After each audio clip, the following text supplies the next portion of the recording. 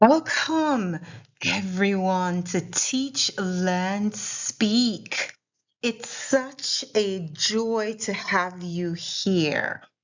So, before we even delve into our lesson, I'd like you to go to the YouTube channel, Teach, Learn, Speak, and I'd like you to read the poem It.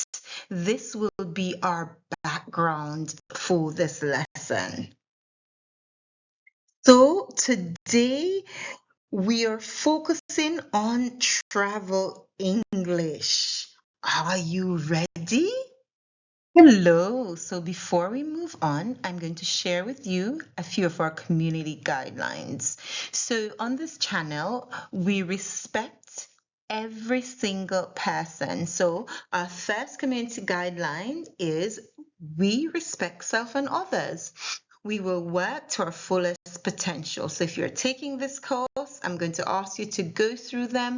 They're labeled from week 1 through 8, and I'd like you to learn well.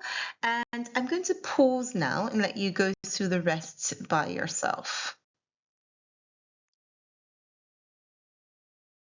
So, what will you be learning today? At the end of this lesson, you will be able to create and deliver a speech that shows your understanding of travel English. You'll be delving through the travel related words to express yourselves and identify key English terms such as check-in, boarding gate, etc. But the good thing is that you're going to do this with the corresponding Spanish translation to ensure that you have a clear understanding.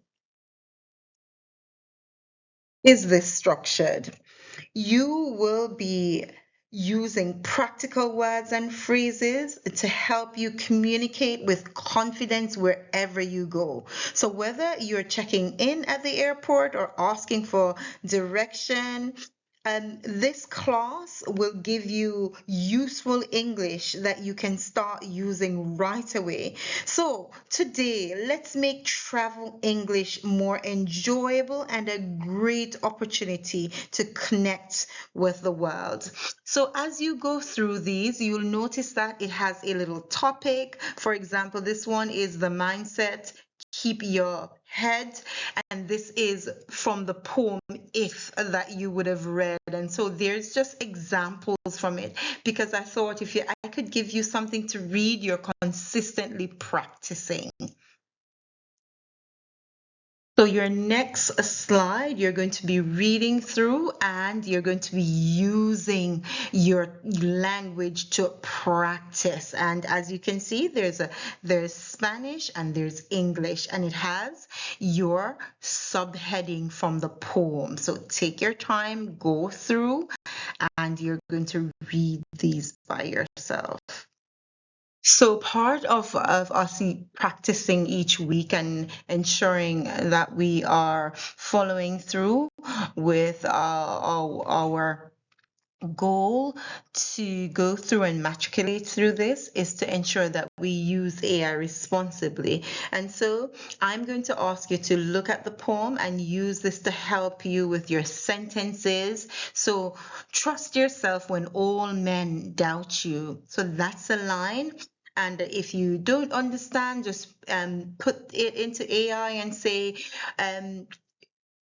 you thinking of the poem, if could you explain the term or this stanza or this line, and then as they do that, I want you to ask questions. So I want to prompt AI, and I want you to put these in, and whatever you're thinking, please type it in. So part of this course is also for you to practice using AI responsibly. So I would ask, like, what does this mean? What era it was. Give me an explanation. Give me an explanation for a dash level. You decide how you'll use it. So I'm going to pause, and as you're going through the Spanish and the English translation, please do that. So I'm going to pause at this moment. So we are going to share now that you have write your sentences. I'm going to ask you to share what have you learned so far, what stood out. I'm going to pause. And can I take Michelle? Because I see Michelle is typing away. Thank you. Yes, you can type in there. And so please raise your hand. I'm going to pause here if you're teaching a class, that you pause and ask your class to share. So yes, my group is typing in the chat and I have 44 messages. So I can see that you're typing. So I'm going to pause and then read through and answer accordingly. Final slide in learning talks about holding on from the poem. So Kipling, who's the author, speaks of the will which says to them, hold on. And so I want you at this time, as you go through this lesson, to pause to see, what am I getting? Where do I need some help? What are my growth areas? What are my areas of strength?